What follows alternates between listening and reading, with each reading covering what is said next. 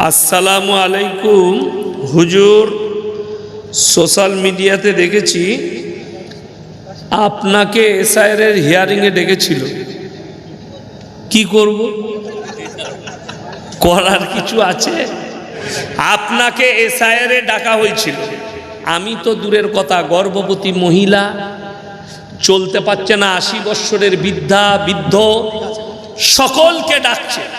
এমনকি অর্থনীতিবিদ অমৃত সেনেরও ডাক পড়েছে। আমি তো আজকে আবার গাড়িতে আস্তে আস্তে দেখছিলাম আমাদের কাছের মানুষ, অন্তরের মানুষ, বীরভূমের একজন নেতা আমাদের কাজল ভাই, কাজল শেখ, তার কাছেও নোটিশ চলে এসেছে। কি বলেন, করবেন কি? আসল কথা বলে দিই, আমি প্রথমেই বক্তব্য দিয়েছি, ইশারায় যারা জালিম হবে, অত্যাচার করবে, এই যতগুলো মানুষ হয়রান হচ্ছে, এদের বদদুয়াগুলো গিয়ে ভোট কমিশনারকে লাগবে। লাগবে না? লাগবে না? লাগবে। যারা কষ্ট পাচ্ছে, যারা কষ্ট পাচ্ছে, আপনারা দেখেছেন, আমি গেছি, দাঁড়িয়ে থেকেছি, যাই হোক, কিন্তু ওরা চাল চুলে মাল, প্রচুর চালা, জানে কোন মালটা কেমন। আমাকে 53 নম্বরে কুপন ছিল, দেখেছে, এ তো ইয়াসিন সাহেব, জানছে যদি একটু কিছু গোলমাল হয়, ঝামেলা করবে, আর আমি বলে দিলেই আগুনটা লেগে যাবে। ওই জন্য আমাকে ঢুকিয়ে বলে আপনারটা তাড়াতাড়ি করে নেন, না আমাকে 2 নম্বরে না 3 নম্বরে আমাকে পাঠিয়ে দিল। কিন্তু কষ্ট আমার লেগেছে, একজনের পা নেই, বেচারা খোঁড়া মানুষ, এসে দেখছি বসে আছে সকাল থেকে। একজন পায়ে অপারেশন হয়েছে, হাঁপানির রুগী, তাকে অক্সিজেন নিতে হচ্ছে, তাকে পর্যন্ত যেতে হয়েছে, পেটে বাচ্চা, তাকে পর্যন্ত লাইনে। যেভাবে মানুষকে লাইনে দাঁড় করিয়েছ, উপরওয়ালা তোমাদিকে ক্ষমা করবে না, মাথায় রাখবে। প্রত্যেকটা জালিমের আল্লাহ তাআলা বেইজ্জতি করে, যা তোমরা রেহাই পাবে না, এটা মাথায় রাখবে। ফেরাউনের যুগে যারা ফেরাউনের দলে ছিল, তারা মনে করেছিল এবং তারা বলেছিল ফেরাউনি হক। কিন্তু যখন আল্লাহর আযাব এসে পৌঁছালো, তখন বললে মুসা তুমি সত্য, আল্লাহ সত্য। তাদের বাপ ফিরাউন পর্যন্ত কলমা পড়তেছে। কখন? মৃত্যুর সময়, মরার সময়, বিপদের সময়।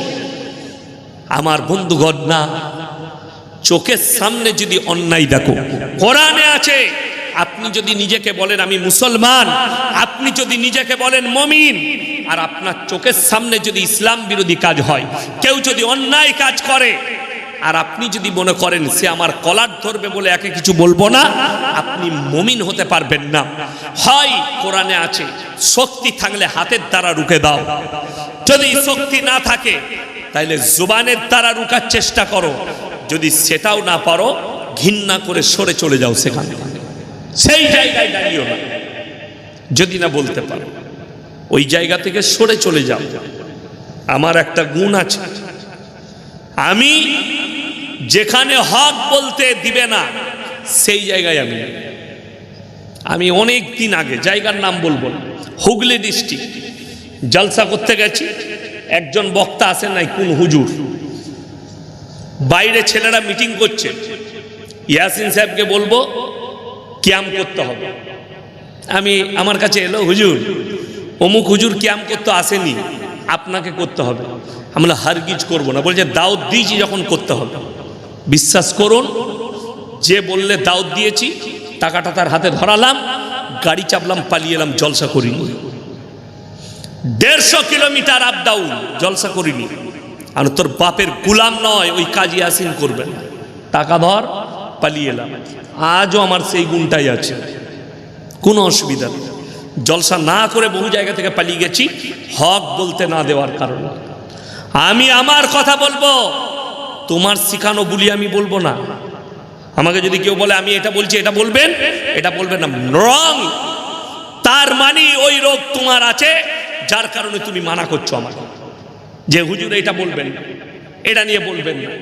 কেন বলবো না? আজকে যারা অনেকজন, আমাকে একজন মেসেজ করেছে, আপনারা তো ধর্মগুরু, আপনারা স্টেজে ধর্ম নিয়ে আলোচনা করবেন, রাজনীতি কেন আলোচনা করেন মাঝে মাঝে? আপনি আমাকে লিখেছে, আমি তাকে বললাম, তাকে আমি 100টা ভিডিও পাঠালাম যে যদি এটাই সত্য হয় তাহলে রাজনৈতিক মঞ্চে একজন রাজনৈতিক নেতা ইসলাম নিয়ে কি করে আলোচনা করতে পারে, রাজনীতিবিদরা ইসলাম নিয়ে কি করে খেলা করতে পারে।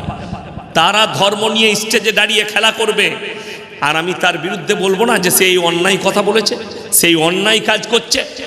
আজকে ওই জন্য ইসলাম খাতরায়, ইসলাম বিপদে। কার জন্য? আল্লামা ইকবাল লিখেছেন, ইস ঘর কো আগ লাগি ঘর কি চিরাগ সে। মুসলমান, তোমরা নিজেদের ঘরে নিজের আগুন ধরিয়েছে, অন্য কেউ নয়। পৃথিবীর ইতিহাস বলছে ইসলামের যতগুলো ক্ষতি হয়েছে ইসলামের দ্বারাই হয়েছে, অন্য কারুর দ্বারা না। তসলিমা নাসরিন কাদের ঘরের মেয়ে? কথা বলেন। মুসলিম ঘরের মেয়ে। আল্লাহকে গালি দিচ্ছে, রসুলকে গালি দিচ্ছে, মুহাম্মদ সাল্লাল্লাহু আলাইহি সাল্লামকে, তিনার বিবিদিকে গালি দিচ্ছে। কে? মুসলিম ঘরের মেয়ে। ওই একটা নাজিয়া ইলাই খান বলে একটা মেয়ে আছে, 24 ঘন্টা ইসলামকে গালি দিচ্ছে, দাড়িকে টুপিকে গালি দিচ্ছে। কার ঘরের মেয়ে? নিজেকে মুসলিম বলছে। জাস্টিস ইনায়েতুল্লাহ মুসলমান, আসাদ নূর মুসলমান, নবীজিকে গালি দিচ্ছে, মুহাম্মদ সাল্লাল্লাহু আলাইহি সাল্লামকে গালি দিচ্ছে। আমি চ্যালেঞ্জ ছুড়ে বলেছি, তসলিমা নাসরিন বলেছে আমি নাস্তিক, ধর্ম মানি না। যদি তুমি ধর্ম না মানো তাহলে তুমি শুধু ইসলামকে গাল দিচ্ছ কেন? আরো যে ধর্ম আছে গাল দিয়ে দেখাও। ও যদি হালালের সন্তান হয়, একবার খালি হিন্দু ধর্ম নিয়ে বলে দেখাও, আর পাছায় লাথি মেরে ওকে গঙ্গা পার করাবে। ঠিক বললাম না? বললাম। ইসলামকে গালি দিচ্ছে বলেই তো ঠাঁই পেয়েছে, মুহাম্মদ সাল্লাল্লাহু আলাইহি সাল্লামকে গাল দিচ্ছে বলেই ঠাঁই পেয়েছে। অনেক মুসলমানের ব্যথা, কতজন মুসলিমকে গাল দিচ্ছে। ইসলামকে গালি দিয়ে ইসলামের কোনো ক্ষতি হয়েছে? কথা বলে না। কোনো ক্ষতি করতে পেরেছে? পারেনি। আপনারা কি মনে করছেন আজকে কোরআনকে গালি দিচ্ছে, আজকে মুহাম্মদ সাল্লাল্লাহু আলাইহি সাল্লামকে গালি দিচ্ছে? না, এটা আজকে নয়। যেদিন থেকে মক্কায় নবীজি ইসলামের প্রচার শুরু করেছেন বেঈমান কাফেররা, সেই দিন থেকে মেহনত শুরু করেছে। কোরআনের দলিল আছে, আল্লাহর নবী কাবা ঘরে কোরআন পড়ছেন। কোথায় বললাম বাবা? কাবা ঘরে। বেঈমান কাফেররা কাবার চারিদিকে বাইরে কি প্রচার করছে জানেন? আল্লাহ আয়াত পাঠালেন নবীজির কাছে, হে নবী শোনো, বেঈমান কাফেররা তোমার বিরুদ্ধে কি প্রচার করছে। ওয়াকালাল্লাযীনা কাফারু লা তাসমাউ লিহাযাল কুরআন ওয়ালগাউ ফীহি লাআল্লাকুম তাগলিবুন। নবী যে কোরআন আবৃত্তি করে সে কোরআন তোমরা শ্রবণ করো না, হাততালি মারো আর কানেতে আঙ্গুল দাও। আল্লাহর কসম করে বলছি, তারপরও ইসলাম রুখতে পেরেছে? কথা বলে। তার দ্রুত গতিতে ছুটেছে। তো অসীম সরকারের মতো একটা মুতখোর গোবরখোর গাল দিলে কি এসে যায়? কথাটা বুঝতে পারেননি? অসীম সরকার বলে একজন গালি দিয়েছে যে 27 জন শয়তান মেলে কোরআন লিখেছে। আচ্ছা বলতে পারবেন এই কথাটা বলার পরে কতগুলো মুসলমান ইসলাম ছেড়েছে? হিসেব আছে কারো কাছে? কেউ ছাড়েনি। তাহলে ক্ষতি হয়নি? ক্ষতি হয়েছে? ক্ষতি তার নিজের হয়েছে, যেহেতু সে ভাষা খারাপ করেছে, গালি দিয়েছে, ক্ষতি তার। ফায়দা বলে হ্যাঁ যদি বলে লাভ কোথায় হচ্ছে? একটা খালি দিল্লির মাটিতে ডিবেট হয়েছে, কলকাতার একটা মসজিদের ইমাম সামাইল নদভী আর ফিল্মের একজন আর্টিস্ট জাবিদ আখতার, দুজনার মধ্যে ডিবেট হয়েছে কি নিয়ে? আল্লাহ বলে কেউ আছে, ও বলছে আল্লাহ নেই, সৃষ্টিকর্তা নেই, বিনা সৃষ্টিকর্তায় দুনিয়া চলছে, আর ইনি প্রুফ করলেন যে সৃষ্টিকর্তা আছে। এই একটা ডিবেট যেখানে জাবিদ আখতার হেরে বাড়ি যাচ্ছে, 24 ঘন্টার ভেতরে, আমরা বলিনি মিডিয়া বলছে, 24 ঘন্টার ভেতরে 20,000 লোক ইসলাম কবুল করেছে। জোরে বলুন সুবহানাল্লাহ। তাহলে এর গালি দিয়াতে কোনো লাভ হলো? হয়নি। আর আপনি বলি ওদিকে গুনতিতে রাখেন না, স্বামী বিবেকানন্দ তিনি ভারতের একজন মনীষী, ঠিক কিনা? এখানে যারা ডাক্তার মাস্টার আছেন, স্কুলে চাকরি করেন, প্রফেসর ইঞ্জিনিয়ার আছেন, তারা শুনে যান। স্কুলের হেডমাস্টারের মাথার উপরে কার ছবি থাকে? কবিগুরু রবীন্দ্রনাথ ঠাকুর, ঈশ্বরচন্দ্র বিদ্যাসাগর, বঙ্কিমচন্দ্র, শরৎচন্দ্র চট্টোপাধ্যায়, স্বামী বিবেকানন্দ আমেরিকার শিকাগো শহরে দাঁড়িয়ে বক্তব্য দিতে গিয়ে তিনি বললেন, স্বামী বিবেকানন্দ, পৃথিবীর বুকে আমার চোখে যদি কেউ মহামানব থাকেন তিনি হচ্ছেন একমাত্র হযরত মুহাম্মদ মুস্তাফা সকলে বলুন সাল্লাল্লাহু আলাইহি ওয়াসাল্লাম। এরপরে স্বামী বিবেকানন্দের মতো মনীষীর কথা শুনবেন না অসীম সরকারের মতো গোবরখোর মুতখোরের কথা শুনবেন, এটা আপনার ব্যক্তিগত ব্যাপার। আমি তো বলেছি ডিবেটে বসো, ও যদি বলে হরিণঘাটায় বসবো তার বাড়িতেই যাব। তিনি খালি প্রমাণ করে দিবেন 27 জন শয়তান মিলে কোরআনটা লিখেছে। আমি ওয়াদা করে বলছি আমি সনাতন ধর্ম গ্রহণ করে নেব। আর যদি প্রমাণ করতে না পারো তোমাকে কলমাটাও পড়াবো আর কি খাওয়াবো সেটা লোকে জানে, ওটা আর আমি বলবো না। समझदारों के लिए इशारा काफी है। डाको कबे डाकছো তুমি প্রমাণ করাবে 27 জন শয়তান মিলে লিখেছে কোরআনটা, আর আমি প্রমাণ করাবো এটা আল্লাহর কালাম। যদি না পারি আমি হিন্দু ধর্ম গ্রহণ করে নেব সনাতনী, আর তা না হলে তুমি কালমা পড়বে আর তোমাকে সব খাইয়ে দেবো ইনশাআল্লাহ, ভালোভাবে কষা কষা। কথাটা বুঝতে পারেননি? হ্যাঁ, আর কিছু বলবো না। যাই হোক, মূর্খ অশিক্ষিত কিছুই জানে না। এখানে একটা রাসূলের হাদিস শুনেলেন, কিয়ামতের আলামত নবীজি বলেছেন। অনেক জনের গায়ে যদি এই হাদিসটা বলি কাঁটার মতো ফুটো হয়ে যাবে। কাঁটা ফুটে গেলে লাগে না? লাগে না? কুল কাঁটায় বেশি দরদ, বাবলা কাঁটায় আরো দরদ, খেজুর কাঁটায় আরো বেশি দরদ। তো খেজুর কাঁটাটাই মেরে দিই, রাগ করবেন। নবীজির হাদিস, নবীজি বললেন কিয়ামতের আলামতের মধ্যে মারাত্মক আলামত, অশিক্ষিত মূর্খরা সমাজের নেতৃত্ব দিবে আর শিক্ষিতরা চুপচাপ বসে দেখবে। অসীম সরকারের মতো মূর্খ যদি নেতা হয় সমাজের অবস্থা তো এমনি এরকম হবে। তাহলে নবীজির হাদিস সত্য না মিথ্যা বাবা? সত্য। তবেই তো অসীম সরকারের মতো মূর্খ নেতা আজ, এটা নবীজির হাদিস। আজকে ওটাই হচ্ছে, আমি নাম করব না। আপনি নেতা হয়েছেন, আপনি শিক্ষিত লোক, কোনো অসুবিধা নাই। আপনি নিজে বুঝবেন আপনার মধ্যে কি বিদ্যা আছে। আপনি সমাজে নেতৃত্ব দিচ্ছেন, আপনার ভেতরকে আত্মসমীক্ষা করুন। আপনাকে আমি মুমিন বলে যাচ্ছি, আপনি আপনার আত্মসমীক্ষা করুন। আপনার আত্মাকে জিজ্ঞেস করুন আপনি কি কি পাপ করেন, জিনা করেন কিনা, মদ পান করেন কিনা, অন্যায়ভাবে গরিবের মালকে ভক্ষণ করছেন কিনা। আপনার হৃদয়কে জিজ্ঞেস করুন, আত্মাকে। আর যদি আত্মা বলে এই পাপগুলো করছি, আল্লাহর কসম কিয়ামতের দিনে হিসেব দেওয়ার জন্য তুমি রেডি হয়ে থাকো। আমার বন্ধুগণ, হক বুঝাবো, একটা গল্প শোনাবো।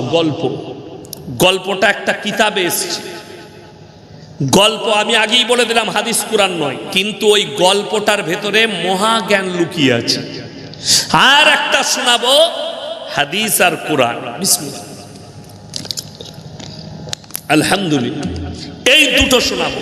1 নম্বর, হকের ওপরে টিকে থাকলে আল্লাহ তাআলা হকের জিত দেয়। এই ঘটনা থেকে আপনি বুঝতে পারবেন দুটো, একটা কোরআন হাদিস আর একটা গল্প। একজন রাজা, কি বললাম, রাজা, তিনি বৃদ্ধ হয়ে গেছেন, 90 বছর বয়স। তিনি চিন্তা করলেন আমি যদি মারা যাই, আমার এই সিংহাসনে কোনো যদি বেঈমান রাজা বসে যায়, তিনি একজন ইমানদার হক্কানি বাদশা। তিনি চিন্তা করলেন আমার 3টে সন্তান, এদিকে যদি রাজত্ব দিয়ে দিই আর এরা যদি বেঈমান হয়, ইমানদার না হয়, এমন একজন রাজা বসে যাবে আমার প্রজারা কষ্ট পাবে। তাই আমি বেঁচে থাকতে থাকতে একজন ইমানদার বাদশা নিযুক্ত করে দিয়ে যাব। বাস, এরপরে বাদশা এলান করলেন, হে আমার রাজ্যের যতগুলো 25 থেকে 30 বছরের যুবক আছো, সবাই তোমরা আমার রাজ দরবারে অমুক তারিখে হাজিরি দাও। সমস্ত রাজ্যের 25 থেকে 30 বছরের যুবকরা হাজির। বাদশা 3টে বেটা, 3জনকে বললে তোমরাও লাইনে দাঁড়িয়ে যাও। সেই তিনজন বেটা মনে মনে ভাবছে, বড় ভাবছে আমি তো বড়, আমার হক, আমাকে রাজত্ব আমার বাপ দান করবে। মেজো ভাবছে আমাকে, ছোট ভাবছে আমাকে বেশি ভালোবাসে, স্নেহ করে, তো আমাকেই রাজত্ব দিবে। বাদশা এলান করলো, হে আমার রাজ্যের যুবকেরা শোনো, আমি তোমাদের কাছে 1 বৎসর যাবত একটা পরীক্ষা নেব, সেই পরীক্ষায় যে পাস করবে তাকেই আমি আমার রাজত্ব দেব। পরীক্ষাটা কি? একটা করে ফলের বীজ দেব, 1 বৎসর পরে যার গাছটা সব থেকে সুন্দর হবে তাকে আমি আমার রাজত্ব দান করব।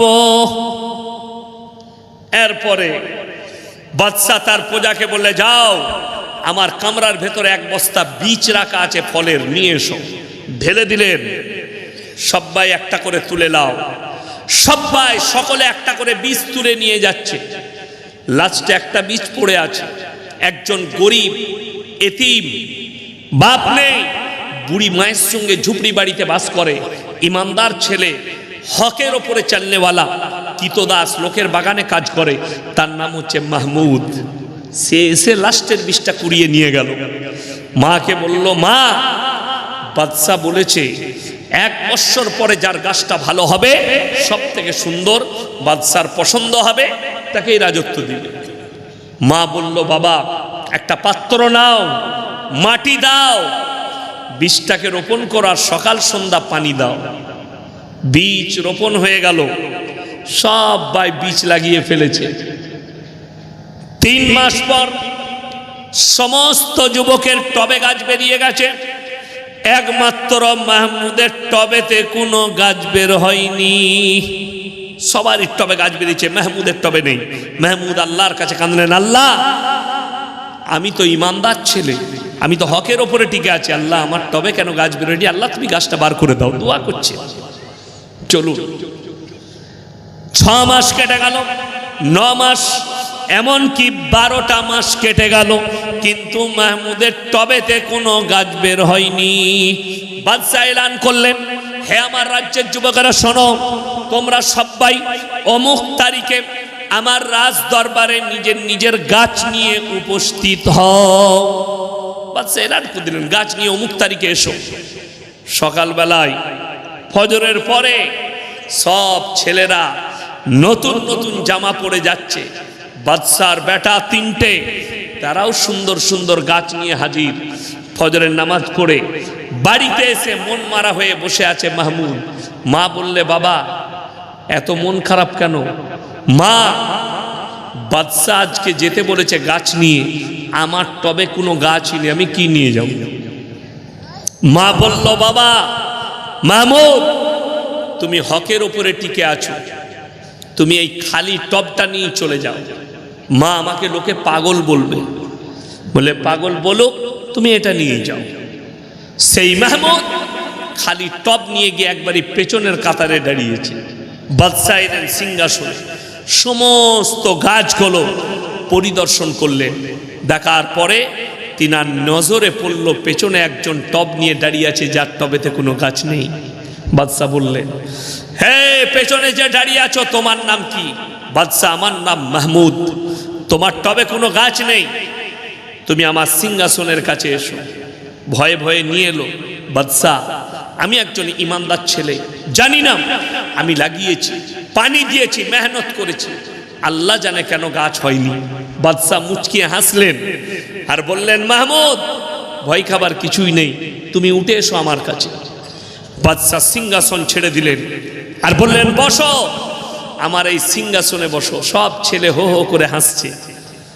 কেন সবাই হাসছে? এই জন্যই যে বাদশা তার সাথে মজাক করছে, এবং মাহমুদ মনে মনে ভাবছে, আল্লাহ বাদশা আমার সাথে মজাক করছে এইভাবে। কিন্তু না, বাদশা এলান করলেন, হে আমার রাজ্যের যুবকেরা শোনো, আজকে আমি তোমাদের কাছে একজন ইমানদার বাদশা নিযুক্ত করছি, যার নাম হচ্ছে মাহমুদ। সমস্ত যুবক বলে উঠল, হে বাদশা, আপনি বলেছেন যার গাছটা সব থেকে সুন্দর হবে তাকে আপনি রাজত্ব দান করবেন। বাদশা বললেন, অবশ্যই বলেছিলাম, কিন্তু আমি তোমাদিকে যে বিষটা দিয়েছিলাম ওটা আমি গরম পানিতে সিদ্ধ করে দিয়েছি। কেমন করে তোমাদের টবে গাছ বের হলো? তোমরা সবাই 2 নম্বরই করে বাজার থেকে অন্য বীজ কিনে রোপণ করেছ।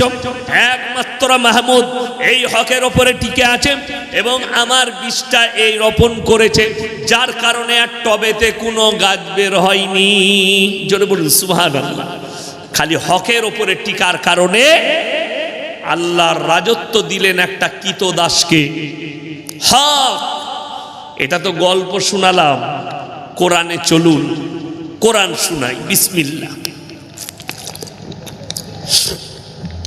আমার আল্লাহ রাব্বুল আলামিন আল্লাহর নবীকে বললেন, হে নবী, তুমি মক্কা নগরীতে তোমার সাহাবীদের কাছে, মুসলমানদের কাছে এলান করো, ওয়ামা ইউকরিদুল্লাহ কারদান হাসানা। আল্লাহর রাস্তায় কে কি দান করবে বলো। সেই সময় মক্কার বেঈমান কাফেররা কি বলতে লাগলো জানেন? এই শুনেছিস মুসলমানদের আল্লাহ ফকির হয়ে গেছে, বলুন নাউজুবিল্লাহ। এই অপবাদ নবীজি যখন এলান করলেন, আল্লাহর রাস্তায় কে কি দান করবে বলো। ওই জন্যে আমার একটা জলসা ভাইরাল হচ্ছে, আপনারা অনেকে দেখেছেন। আমি বলেছি মাইক টাঙিয়ে মারুতি ভ্যান নিয়ে যারা আদায় করে এদিকে আদায় দিবেন না, এটা আমি বলেছি। প্রচুর ভাইরাল, আমার মোবাইলে রেকর্ডিং আছে। বীরভূমে মাদ্রাসার নামটা আছে, আমি বলে দিলে তারা মার খাবে, তাদের মাদ্রাসা মার খাবে। ওই জন্য আমি নামটা বলবো না, আর রেকর্ডিংটাও শোনাবো না। আমার কাছে রেকর্ডিং, কেউ পার্সোনাল চাইলে দিতে পারি তাকে। কেন? এই বয়ান করার পরে একটা মৌলী সাহেব মানুষ আমাকে ফোন করে মা বোন তুলে গাল দিচ্ছে, এবং সে বলছে অমুক মাদ্রাসার শিক্ষক আমি, তারপরে আমাকে গালি দিচ্ছে, তুমি মারুতি ভ্যান নিয়ে আদায় করতে মানা করেছে। আমি বললাম ওই চোর মালটাই তুমি, তাহলে তুমি আমাকে গাল দিবে না কেন? বলেছি এখানে অনেকজনের ব্যথা লাগবে যে হুজুর মারুতি ভ্যান নিয়ে মাদ্রাসার আদায় করবে। আচ্ছা বলুন তো, এই যে জালসা করছি এখানে আমরা আদায় করছি, মাদ্রাসার আদায় হচ্ছে, এখানে বদনামের কোনো ভয় আছে? আমরা নিজেদের কমের কাছে চাইছি, ঠিক কিনা? বাজারে ইসলামপুর বাজারে মাইক টাঙিয়ে আদায় করছে, আল্লাহ রাস্তায় গিয়ে দিবে বলো ভাই, জান্নাতে চলে যাবে বাবাজিরা, দিয়ে ভিক্ষা চাইছে। বিশ্বাস করুন, আমি 20-25 দিন আগে, 1 মাসের কাছাকাছি হবে, আমি ত্রিপুরা থেকে জালসা করে ফিরছিলাম। ত্রিপুরায় সোনামুড়া বলে একটা জায়গায় আমার জালসা ছিল। তো আমি ফ্লাইট লেট ছিল, আমার কলকাতা থেকে আমার বাড়ি আসানসোলের রুটে পড়ে ভলভো বাস আছে, ভলভো, দামি দামি ভলভো। তো আমি একটা ভলভোই চাপলাম। আমার পাশেই এই পানাগড়ের কাছে, আমার বাড়ি থেকে পানাগড় 13-14 কিলোমিটার, ওখানকার একজন ভদ্রলোক চাপল, হিন্দু ভাই আমার পাশে বসলো। সে আমাকে দেখি, আপনি ইয়াসিন ভাই না? বলুন জি। আমার ভাগ্য কত ভালো, আমি এইমাত্র উত্তরবঙ্গ থেকে এসে নামলাম, আপনার সঙ্গে দেখা হবে ভাবতে পারি না। বলছে স্যার এই দেখেন, মোবাইল খুলে দেখালো, ট্রেনে বসে বসে আপনারই বায়ান শুনছিলাম।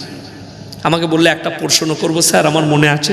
বলুন, কোনো অসুবিধা নেই, আপনি বলুন, নির্দ্বিধায় বলুন, আমি রাগী মানুষ নয়, কোনো অসুবিধা, আপনি বলতে পারেন। বললে আপনাদের সব ঠিক লাগে, আপনাদের মতো মৌলী সাহেবরা এই মারুতি নিয়ে মাইক টাঙিয়ে ভিক্ষা কেন করেন? আপনি কত বড় আস্পর্ধা, এই তো মৌলবি চিনেনি, কথাটা বুঝতে পারেননি। আমি তাকে বললাম, যারা আমার বক্তব্য দেখেন, যারা এখানে বসে আছেন শুনে যান, মৌলবি যাকে তাকে বলবেন না, মৌলবি যাকে তাকে বলা যাবে না। আপনাদের এখানে এই যারা গাইদুয়ায় গয়লা, আমাদের ওখানে গয়লা বলে, আপনাদের কি বলে? ঘোষ। ঘোষ গয়লা একই, ঘোষ। তো ভোরের বেলায় গাইদুয়াতে গেছে, শীতকালের দিন একটু ভোর ভোর এসছে, একটু অন্ধকার আছে, গোয়ালে ঢুকেছে গাইদুয়াতে। ও গাই মনে করে এড়ে গরুটা দুয়াতে গেছে, মেরেছে লাত, তখন দেখছে এড়ে গরু। কেন? মুখটা গায়ের মতো, মুখটা গায়ের মতো, কিসের মতো? মুখটা গায়ের মতো, কিন্তু গরুটা এড়ে। এই মৌলবি গোছের অনেক মাল বেরিয়ে গেছে, দাড়ি লাগিয়েছে, লম্বা জামা লাগিয়েছে, টুপি লাগিয়েছে, আপনি মৌলবি মনে করছেন। একটা কথা মাথায় রাখবেন, এই আমাদের সমাজে অনেক লোক আছে না, যদি বলা হয় যে ভাই নামাজ পড়ো না কেন? নামাজ পড়বো কি? ওয়া মুসল্লিরা জুতো চুরি করে, এ হারাম কর, মুসল্লিরা চোর। নামাজি চোর নয়, চোর নামাজি সেজে যায়। মৌলবীরা চোর নয়, চোর মৌলবী সাজে। এটা মাথায় রাখবে। এই যারা মারুতি ভ্যান নিয়ে আদায় করছে, একটাও মাদ্রাসায় পড়া মৌলবী লয়, দাড়ি রেখেছে, লম্বা জামা রেখেছে, আদায় করে করে পেট চালাচ্ছে। আমার বর্তমানে ধরা পড়েছে, আমার কাছে প্রুফ আছে। যদি আমার গাড়িতে চাপেন, আমার শ্বশুর এলাকায়, আপনাকে নিয়ে গিয়ে প্রমাণ দেবো। সেই গ্রামে মাদ্রাসাই নাই, হারাম করতা সেই গ্রামের নামে একটা মাদ্রাসার বিল ছাপিয়ে আদায় করে খাচ্ছে। তার কাছে 5টা মারুতি ভ্যান আছে, লোক রেখেছে 5টা, বেতন দিয়ে যা আদায় করবি হাফ হাফ।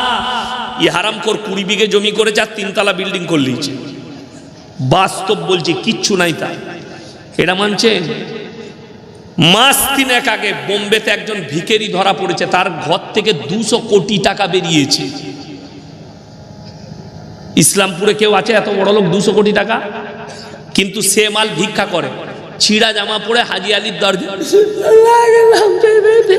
আর রাতের বেলায় হারাম কর 5 স্টার হোটেলে দেশি মুরগি খাচ্ছে। ও খাবার আপনিও খেতে পারবেন না, দামি দামি খাবার। সে আবার এই মুর্শিদাবাদ, নদিয়া, বর্ধমান, বাঁকুড়া, পুরুলিয়া থেকে কন্টেকে লোক নিয়ে যায়। তোকে জায়গা দেবো, ভিক্ষা করবি সারাদিন, তোকে মাসে এত বেতন দেবো। কত বেতন? 30,000 বেতন। আর সে তার মাথাতে হাত বুলিয়ে 2 লাখ টাকা ইনকাম করছে এক একটা মানুষ পেছু। তার ঘর থেকে 200 কোটি বেরিয়েছে, সে ভিখারি। তো আপনি জানেনই না। ওই জন্যে মায়ের দিকে বলছি, সব থেকে রোগ খারাপ কাদের জানেন? মায়েদের। গায়ে গেছে, ছেলেরা তো সব বাজারে গেছে, ব্যবসায়ী গেছে, আর পাড়ায় ঢুকে আমার মায়েরা তুমি যদি দান করো মা, জান্নাত অবশ্যই যাবে মা। আর দেখলে শালা জান্নাত একদম ঘরের দরজায়। দে 4 লাখ টাকা, গায়ের মাদ্রাসাকে দিবে না, ও এসে সুর করে বলছে ওকে দিবে। এইটাই কষ্টের। এমোশনের একদম কাঁদিয়ে দিবে, দিয়ে মেয়েদের কাছ থেকে টাকা আদায় করে দিবে। আমি আমার গ্রামে ধরেছি 3 জনকে। কত টাকা বেতন পাও? মারুতি নিয়ে আদায় করছো, হুজুর বেতন নাই। কত? বলে হাফ হাফ। আচ্ছা, মারুতি খরচা কার? মাদ্রাসা। ড্রাইভার কার? মাদ্রাসা।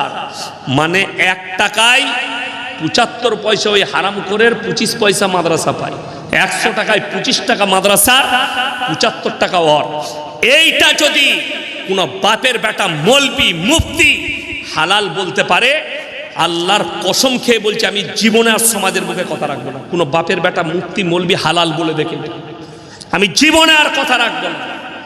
এগুলো অন্যায়, এবং এই মাদ্রাসার প্রতি অন্যায় করা হচ্ছে। বড় কষ্ট লাগে। আমার মাদ্রাসার চালের প্রয়োজন, আমিও একজন মাদ্রাসাওয়ালা।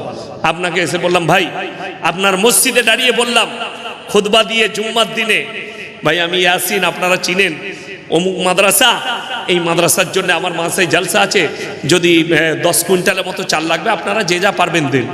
আচ্ছা বলুন, এতে বদনামের কিছু ব্যাপার আছে? বদনামের ব্যাপার নাই। আমি মাদ্রাসার জন্য চাইছি, কওমের খিদমতের জন্য চাইছি, আপনি দিবেন, বদনামের কিছু নাই। বিশ্বাস করুন, আমি বলি আমার গ্রামে বাইরে থেকে আদায় করতে এসছে 35 ঘর দাস আছে। দাস, তারা খুব ভালো, ভদ্র, নম্র, খুব ব্যবহার ভালো। তাদের পাড়ায়, তাদের দরজায় চলে গেছে। তারা কি ঘুরিয়ে দিবে? এসছে যখন দিয়ে দাও। কিন্তু কষ্টটা কোথায় লাগে জানেন? আমার বন্ধু সুনীল দাস, একসাথে ক্লাস ফ্রেন্ড, ফুচকা বিক্রি করে। আমার বন্ধু গঙ্গারুই দাস, সে যখন বলবে ইয়াসিন ভাই তোমরা ভিক্ষা কেন করো, তখন আমাকে তো মনে হবে ফাটাল পেলে ঢুকে যায়। কথাটা বুঝতে পারেননি? অথচ এই বিদ্যা তো আমাদের নয়। আজকে বহু মাদ্রাসাওয়ালা ছোট ছোট বাচ্চাকে হাতে থলি ধরি দিয়ে গ্রামে পাঠিয়ে দিচ্ছে, যা আদায় করে নিয়ে আয়। ওই মাদ্রাসা রাখার থেকে তালা মেরে দেওয়া অনেক উত্তম। যারা বাচ্চাগুলোকে দিয়েছে, তার মা, আমার ছেলে হাফেজ হবে, আমার ছেলে হাফিজে কোরআন হবে, আমার ছেলে মৌলবি হবে, আর তার ছেলেকে ভিক্ষা বিদ্যা শিখাচ্ছ। আর একটা ছেলে মাদ্রাসায় পড়তে পড়তে চোর হয়ে যাচ্ছে, মাদ্রাসা ছেড়ে দিয়ে ভিক্ষা বিদ্যা শুরু করে দিচ্ছে। এরকম হাজারো পাবেন, আমার কাছে দলিল আছে। একটা বলবো না, আমার ওখানে একজন ডাক্তার বাবু আছেন, ডাক্তার সাইদুল হক, খুব ভালো লোক, দানি লোক। একজন গিয়ে বলল যে শওকত সাহেব পাঠিয়েছে, মানে আমার আব্বাজি। কেন? বললে 5 বস্তা সিমেন্ট কম পড়ে গেছে, টাকা দিতে বলল। ডাক্তার সাহেবের ডাউট হয়েছে, আমার কাছে ইয়াসিন সাহেব শওকত সাহেব পাঠালে তো 5 বস্তা সিমেন্ট বলবে না, 100 বস্তা বলবে, না হলে 50 বস্তা বলবে, বেশি বলবে। 5 বস্তা আমাকে ফোন করলো, হুজুর কোথায় আছে? আমরা জলসায় আছি। বলছে আচ্ছা, কেউ কি আপনার আব্বা আর আপনি কি পাঠিয়েছেন? আমি কিসের জন্য বলুন তো? বলে 5 বস্তা সিমেন্ট আপনার মাদ্রাসার মসজিদ হচ্ছে কম পড়ে গেছে। আমরা হারাম করে ছবিটা তুলে পাঠান তো আমাকে। সে যখন বাইরে ডাক্তারবাবু চেম্বারে ফোন করছে, ও তো বাইরে থেকে শুনতে পাচ্ছে, লাগিয়ে দিয়েছে ইয়াসিন সাহেবকে ফোন, মাল পালিয়ে গেছে। চোর, অথচ তার মাথায় টুপি আছে, আমাদের মতো দাঁড়িয়ে আছে। আপনি ভেবে দেখুন, ওই ডাক্তার সাহেব উনি মুসলিম, ওনার মনে কি মাইন আসবে যে এই মৌলবীরা চুরি বিদ্যা করে খায়? কত বড় কষ্ট লাগে।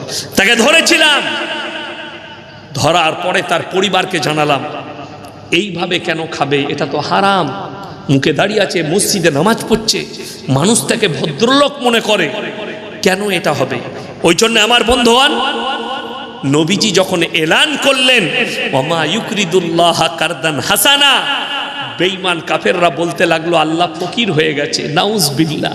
হযরতে আবু বকর সিদ্দিক রাদিয়াল্লাহু তাআলা আনহু মক্কার এক গলি দিয়ে পেরিয়ে যাচ্ছেন, আর দুজন বেঈমান বসে মাজাক করছে। মাজাক হয় না বন্ধু বন্ধুতে? তারা মাজাক করে বলছে, এই শুনেছিস মুসলমানদের আল্লাহ ফকির হয়ে গেছে? হযরত আবু বকর সিদ্দিক রাদিয়াল্লাহু তাআলা আনহু বরদাশত করতে পারেননি, বেঈমানকে এক চড় মেরেছে, বেহুশ হয়ে পড়ে গেছে। হযরত আবু বকর চলে গেলেন ওই জায়গা থেকে, তার হুঁশ ফিরেছে। তারা দুই বন্ধু, এই দুজন কাফের নবীজির দরবারে হাজির। হে আল্লাহর নবী, আপনার আবু বকর আমাকে বিনা কারণে চড় মেরেছে। উক্তকালে আবু বকর হাজির। আল্লাহর নবী বললেন, হে আবু বকর, তুমি কি বেঈমানকে চড় মেরেছো? ইয়া রাসূলুল্লাহ, হে আল্লাহর নবী, আল্লাহর শানে এমন কথা বলেছে, আমি আর বরদাশত করতে পারিনি, এক চড় মেরেছি। সেই বেঈমান কাফের বলছে, আমার একজন সাক্ষী আছে, আমি আমার মাবুদের কসম করে বলছি আমি এই কথা বলি না। একদম ফুল কথা পাল্টিয়ে দিল। আপনার আবু বকরের সাক্ষী কে আছে? নিয়ে আসতে বলুন। আবু বকর একা, এরা দুজন। বিচারে বসলেন মুহাম্মদ সাল্লাল্লাহু আলাইহি সাল্লাম, বিশ্ব নেতা, শ্রেষ্ঠ পয়গম্বর বিচার করছেন। আমার মতো ফুটো মৌলবি নয়। আমি আমার কথাই বলবো, আমি কারো কথা বলবো না। আমাকে যদি বিচার করতে দেন, গাঢ় দুধে চা খাইয়ে দিলি বিচার পাল্টি গেল। আমাকে যদি বিচার করতে দেন, খালি 500 টাকার লোড এরকম করে খালি এখানে গুঁজে দিয়ে, ড্রেনটা এরকম যাচ্ছিল, তোর ঘরের মধ্যে দিয়ে ভরে দিব। ঠিক বললাম না? বললাম, রাগ করেন। আমি আমার কথা বলছি, আমি কারো কথা বলি না, আমি আমার কথা। এরপর যদি কেউ করে থাকে, তার গায়ে লাগলে আমার দোষ নেই। তুমি যদি করো এরকম, তো তোমার গায়ে লাগতে পারে, কিন্তু বেঈমানি করেছো, তাই না? আমার বন্ধুগণ, আমার ভাই, আল্লাহর নবী কি উত্তর দিলে জানেন? বিসমিল্লাহ। হে আমার আবু বকর, শোনো, তুমি যদি সাক্ষী না আনতে পারো, আমি বেঈমানকে বলবো তোমাকে মেরে প্রতিশোধ নিয়ে নেবে। এটা ছিল নবীজির বিচার। কালিজার টুকরার বিচার করলেন বেঈমানদের সামনে, ন্যায় বিচার। নবীজির চোখে পানি, হযরতে আবু বকরের চোখ দিয়ে পানি পড়ছে। কেন? হযরতে আবু বকর বুঝতে পারছেন, আমি যদি সাক্ষী না আনতে পারি, নবীজি এতটা ন্যায় পরায়ণ, বেঈমানকে বলবে মেরে তুমি প্রতিশোধ নাও। আর আল্লাহর নবী বুঝতে পেরেছেন, আমার আবু বকর জীবনে মিথ্যা কথা বলবে না। দুজনেরই চোখে পানি। আর বেঈমান কাফের দুজন দাঁড়িয়ে মজা নিচ্ছে। ইমানদারির সঙ্গে বলুন, আবু বকর হকের ওপরে আছে না? না, হকের ওপরে। আল্লাহর কসম, আল্লাহর মদদ দেখুন। আমার আল্লাহ রাব্বুল আলামিন জিবরিল আমিনকে পাঠালেন, ইন্নাল্লাহা ফাকিরু ওয়া নাহনু আগনিয়া সানাকতুবু মা ক্বালু। হে আমার নবী, আল্লাহ আবু বকরের সাক্ষী, আমি আল্লাহ নিজে দিচ্ছি, বেঈমান কাফের বলেছে আল্লাহ ফকির। জোরে বলুন সুবহানাল্লাহ। আবু বকরের সাক্ষী আল্লাহ স্বয়ং নিজে দিলেন নবীজির কাছে, বেঈমান কাফের বলেছে আল্লাহ ফকির। আমার বন্ধুগণ, আর আপনার আল্লাহর প্রতি বিশ্বাস নেই, যে আপনি হকের উপরে চললে আপনি খেতে পাবেন না, আপনি হক বললে আপনি টিকতে পারবেন না, হক বললে আপনার মৃত্যু আসবে। আল্লাহর কসম করে বলছি, মৃত্যুকে মহব্বত করুন, কিন্তু বেঈমানিকে মহব্বত করবেন না। পরকালকে মহব্বত করুন। দুনিয়া সম্পর্কে কোরআনে আছে, ওয়ামাল হায়াতুদ দুনিয়া ইল্লা মাতাউল গুরুর। এই দুনিয়ার জীবনটা তোমাদের জন্য সম্পূর্ণ ধোঁকা। আপনি যতক্ষণ বেঁচে আছেন আপনি ভেবে দেখুন তো, আমি প্রথমেই বলেছি রূহটা আল্লাহর আর আমলটা আমাদের। আর এই শরীরটা পোকামাকড়ের।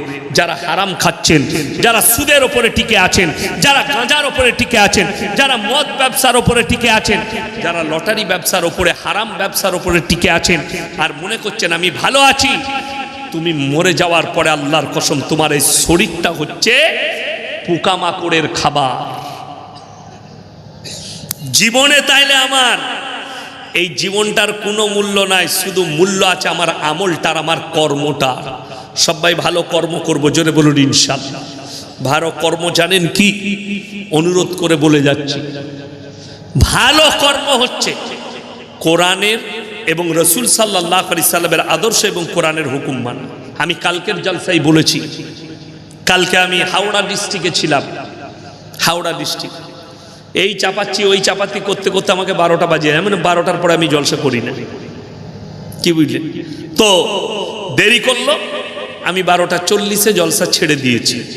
আমি ওইটুকু সময়ের মধ্যে খালি এতটুকু বুঝিয়েছি যে যদি কোনো মুসলমান সে যদি নবীজি সাল্লাল্লাহু আলাইহি সাল্লামের আদর্শ এবং কোরআনের উপরে টিকে থাকে, তার কাছ থেকে কেউ কষ্ট পেতে পারে না। মূর্খ অশিক্ষিত যারা হবে তাদের কাছ থেকে লোক কষ্ট পাবে। যেমন একটা ভাষা শুনে যান, রাস্তাঘাটে আপনি আছেন কোথায়? ইসলামপুর বাজারে, কেউ আল্লাহকে গালি দিচ্ছে, এরকম লোক আছে না? আপনি দেখলেন একটা মূর্খ ছেলে, হ্যাঁ, গুটকা খায়, বিড়ি খায়, সিগারেট খায়, সেই ইয়াসিন সাহেবকে গালি দিচ্ছে, আপনি আমাকে ভালোবাসেন, তার সঙ্গে তর্ক করলে আপনিও ওই রকমই মূর্খ হয়ে গেলেন, তাই না? কোরআনে আছে ওয়াইদা খাতাবাহুমুল জাহিলুনা ক্বালু সালামা। তোমরা অশিক্ষিত মূর্খ জাহিলদের সঙ্গে তর্ক বিতর্ক করো না। আল্লাহ সম্পর্কে যার জ্ঞান নেই, নবী সম্পর্কে যার জ্ঞান নেই, রসুল সম্পর্কে যার জ্ঞান নেই, তার সঙ্গে কি তর্ক করবে? যেমন কিছুদিন আগে দেখলাম এই বিহারের মুখ্যমন্ত্রী একজনের হিজাবটা টেনে দিয়েছে, একটা মুসলিম ডাক্তার মেয়ে টেনে দিয়েছে, অনেক সমালোচনা আলোচনা হয়েছে। আমি দেখলাম কেউ কেউ বলছে আপনি বেটিকে জैसी है खींच दिया तो क्या बड़ी बात है, थोड़ा मजाक कर दिया बेटी समझकर, क्या बात है। তো আমি তাদেরকে বলতে চাই, তোমার বোন যদি বাজারে থাকে আর আমি যদি কাপড়টা টেনে দিয়ে বলি মেরে বহিন জैसा है, তুমি মেনে নিবে? দুঃখের বিষয়। যাই হোক, তুমি যে কোনো জিনিস বলে ঢাকতে পারো, আল্লাহ বিচার ঠিক করে দিবে। করবে না? করবে না। আল্লাহর বিচার খুব কঠিন। আমি দেখলাম একজন মুসলিমদের অ্যাঙ্কার, তার নাম হচ্ছে রুবিকা লিয়াকত, সে একটা ডিবেটে বলেছে যে আগার মুসলমান লড়কি কো পর্দা হি করনি থি, পর্দাই করাটা যদি জরুরি হতো তো আল্লাহ পর্দা করে কেন পাঠায়নি? আমি বলেছি এক মরতবা हमारे साथ बैठ जाओ, हम जवाब दे देंगे इंशाल्लाह, और ऐसे जवाब देंगे तुम डिबेट छोड़कर भागोगी, जवाब नहीं दे पाओगी। বলছে আল্লাহ কেন পর্দা করে পাঠায়নি? যদি পর্দাটা ফরজি হয়, হিজাবটাই পরতে হয়। আপনি আমি দুনিয়াতে এসেছি ন্যাংটো না কাপড় পরে? কথা বলে না? ন্যাংটো। তাহলে তুমি যখন জন্ম নিয়েছো ন্যাংটো, तू कपड़ा क्यों पहन रही है नंगी घूम? तुमको देखने में मजा भी आएगा, जो लोग देखेंगे उनका मजा लेंगे, बहुत अच्छा लगेगा। क्यों? तू तो नंगी आई है, তুমি তো ন্যাংটো এসছো, তাহলে কাপড় পরছো কেন? কাপড় পরাটার নাম হচ্ছে, শিক্ষিত ভাইরা শুনেলেন, কাপড় পরাটার নামই হচ্ছে মানবতা, কাপড় পরার নাম হচ্ছে সভ্যতা। যে সমস্ত শিক্ষিত গুয়ার গুমরা যারা বলছেন মৌলবীরা বাড়াবাড়ি করছে, তোমার 14 পুরুষ বাপের হিম্মত নাই, আমাদের সঙ্গে একবার ডিবেটে বসি। এখানে যদি ওই রকম কোনো বাপের বেটা ডাক্তার, মাস্টার, প্রফেসর থাকেন, স্টেজে আসুন, আপনার কানটা মুচুড়ে আমি পড়িয়ে দেবো পর্দা কাকে বলে, পোশাক কাকে বলে, সভ্যতা কাকে বলে। আমরা তো পড়েছি থ্রির ইতিহাসে, কি পড়েছি? আদিম যুগের ঘটনা। মানুষ কাপড় পরতে জানতো না, মানুষ অশিক্ষিত ছিল, পুরা মাংস খেত, মানুষ রাঁধতে জানতো না, মানুষের কাপড় ছিল, পোশাক ছিল গাছের ছাল, পোশাক ছিল গাছের পাতা। মানুষ সভ্যতা লাভ করলো, কাপড় পরতে শিখলো আস্তে আস্তে। তাহলে যদি কাপড় পরাটা সভ্যতা হয়, তাহলে ন্যাংটোটা কি? শিক্ষিত মানুষেরা শুনেলেন, যুবক যুবতী যারা স্কুল কলেজে পড়ো তারা কান খুলে শুনে নাও, কিয়ামতের আলামতের মধ্যে একটা মারাত্মক আলামত, বর্বরতার যুগের পাপগুলো আবার মডেলিং হয়ে ফিরে আসবে। এক যুগে মানুষ ন্যাংটো থাকতো, আখরি জামানায় আবার এরা ন্যাংটো ঘুরে বেড়াবে। তা না হলে ঈদেতে নতুন প্যান্ট কিনে এনেছে, জিন্সের প্যান্ট, ঘরে এসে বেলেটে করে ফাচ্ছে। মা বলছে এটা কি করছিস? বলে তুই বুঝবি না, ডিজাইন। শালা ছিঁড়া প্যান্ট ডিজাইন, অবাক হয়ে যাবে। জাঙ্গিয়া দেখা যাচ্ছে, আন্ডার প্যান্ট দেখা যাচ্ছে, সবই দেখা যাচ্ছে। 5 ওয়াক্তের নামাজ পড়া ফরজ না ফরজ নয়? কথা বলে 90% মুসলমান এখন বেনামাজি। ঠিক বললাম না ভুল বললাম? অথচ আমাদের মতো মৌলবি এলে, হুজুর একটা সেলফি তুলব, সেলফি তুলছে। আমার কালকে মারামারি লেগেছিল, আমরা একজনা সেলফি তুলতে দেবো, আমার সময় নাই, আমার কালকে উত্তরবঙ্গে জলসা আছে, আমি মোটেই সেলফি তুলতে দেবো না। গাড়ি রেডি করতে বললাম, গাড়ি চেপে পালিয়ে গেল। সেলফি তুলছে আমার, কিন্তু চুল কেটেছে শুয়োরের মাথার মতো। সেলফি তুলছে আমার, প্যান্ট পরেছে জানোয়ারের মতো, মানে পাছাটা বেরিয়ে আছে। আমাকে ভালোবাসার মানে কি হলো? আপনি শেখকে বলছেন ভালোবাসি, কিন্তু পোশাক তোমার হারামখোরের মতো, চুল তোমার হারামখোরের মতো, চলাফেরা তোমার বেঈমান কাফেরের মতো, তুমি কি ভালোবাসবে? শুনেলেন বেঈমান, আমার যুবক যুবতী শোনো, বেঈমান কাফেররা তাদের মিশনে কামিয়াব হয়ে গেছে। তারা চেয়েছিল মুসলমান ইমান হারা হোক, মুসলমান মসজিদ থেকে দূরে সরে যাক, মুসলমান কোরআনী তালিম থেকে দূরে সরে যাক। আজকে আপনাকে তারা কামিয়াব হয়ে গেছে তালিম থেকে সরাবার। এত মেহনত, এত মাদ্রাসা, এত জলসা, এত জুলুস, দাওয়াত তবলিগ, তবলিগি জলসা, আদায়ের জলসা, এত বয়ান করছি। 2 কোটি লোক আমার বাড়ির কাছে ইজতেমায় হাজির হলো। আমি আপনার বুকে হাত দিয়ে বলুন তো, এই থানাটা ইসলামপুর থানা তো? এই ইসলামপুর থানায় বন্ধন লোন, গ্রুপ লোন নাই? ঘরে ঘরে স্বামী 5 ওয়াক্তের নামাজ পড়ে আর বউ গ্রুপ লোন করে। জান্নাতে যাবে, তুই জান্নাতে ঝাঁটা খাবি কম, যা, তো জান্নাত রেডি করা আছে। নিজের বউকে এখন ঘর ঢুকাতে পারলি না, বউ কোমরে কাপড় গুঁজে চলে গেল গ্রুপ লোন নিতে। ভেবে দেখুন, যারা বলছেন যে হুজুর আমাকে কি আপনি খাবার দিবেন, আরে দুঃখ লাগে, টোটো চালায়, আপনার এখান থেকে ইসলামপুর যায় প্রত্যেক দিন টোটো নিয়ে, আর আসে মাসে প্রত্যেক দিন 1000 টাকা রোজগার। ইসলামপুর বাজারে টোটো চালায় 1000 টাকা রোজগার করে। 30 দিনে কত হলো বাবা? 30,000। আর একটা ইমামের 30 দিনে 5,000, একটা ইমামের 30 দিনে 10,000। ঠিক বললাম না? 30টা বেশি না 10টা বেশি? কথা বলে না? 30টা বেশি। 5,000 টাকা কারেন্ট খরচা বাদ দিয়ে দেন, তারপরও 25,000 থাকবে। এই 25,000 টাকা রোজগারের পরেও টাকা কুলাইনি, বরকত হয়নি, বউকে বলছে গ্রুপ লোন লিয়াই। আর ভেবে দেখো, তোমার মসজিদের ইমামের 8,000 বেতন, তার বউকে গ্রুপ লোন করতে হয়নি, তার বউকে বন্ধন লোন নিতে হয়নি। তার কারণ কি জানেন? তার কারণ হাদিসটা শুনেলেন। আমরা মৌলবীরা রাসূল সাল্লাল্লাহু আলাইহি সাল্লামের হাদিসের ওপরে আমল করছি। আপনার কি মনে হয় মাদ্রাসায় যে শিক্ষকগুলো তালিম দিচ্ছে আপনাদের, আমরা যারা মাদ্রাসায় পড়াচ্ছি, আমরা কি ব্যবসা করতে জানি না? আমরা কি তোমার মতো ব্যবসা করতে পারবো না? ব্যবসা করলে তোমার থেকে ভালো ব্যবসা করতে পারবো, ভালো প্রফিট হবে। মাদ্রাসায় তুমি 10,000 বেতন দিচ্ছ হেড শিক্ষককে, ব্যবসা করলে সেই হেড শিক্ষক 30,000 টাকা ইনকাম করত। আমার এক বন্ধু বর্ধমান টাউনের টোটো চালাচ্ছে, টোটো। আমার বন্ধুর নার্সিংহোম আছে বড়, আশা নার্সিংহোম, নাসির ভাই, তার অফিসে বসে আছি।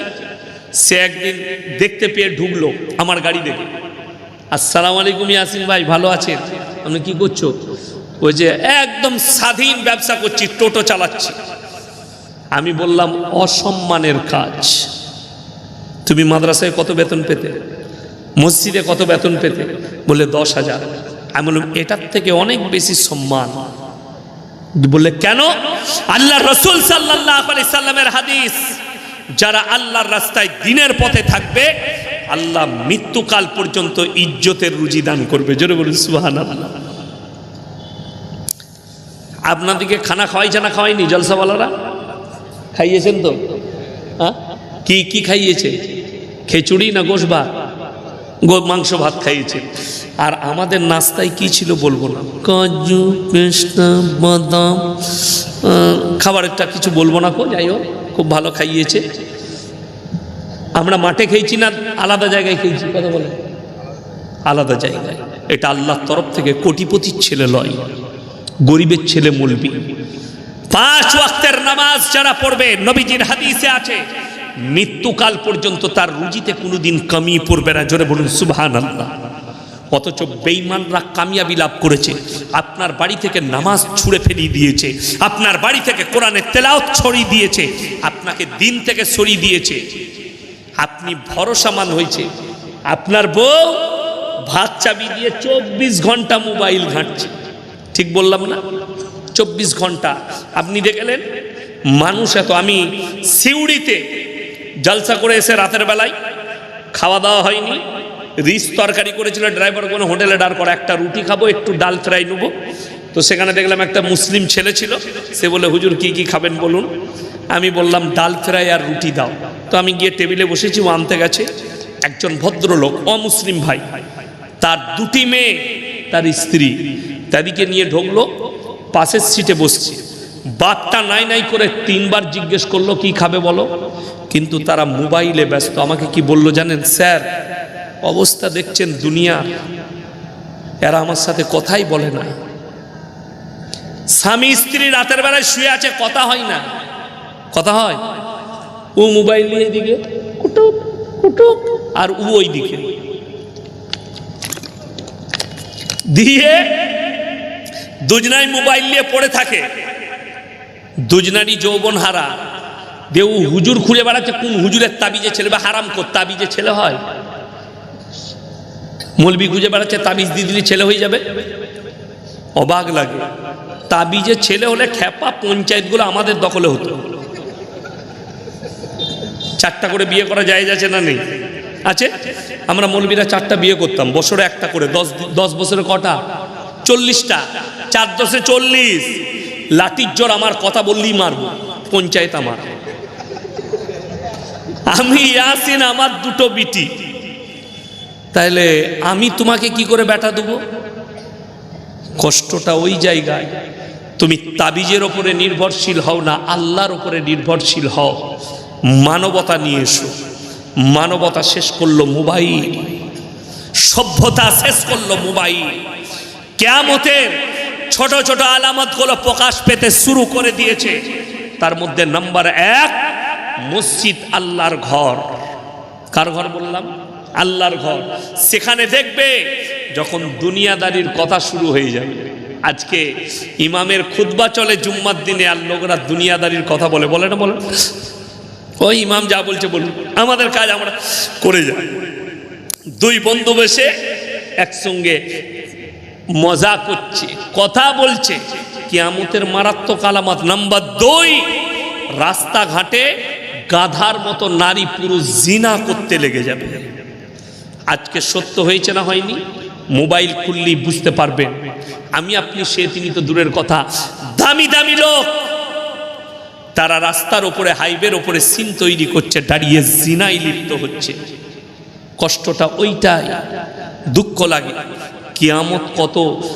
নবীজি সাল্লাল্লাহু আলাইহি সাল্লাম গত 3 বছর আগে, 2 বছর আগে পাকিস্তানে একটা কনফারেন্স হয়েছিল।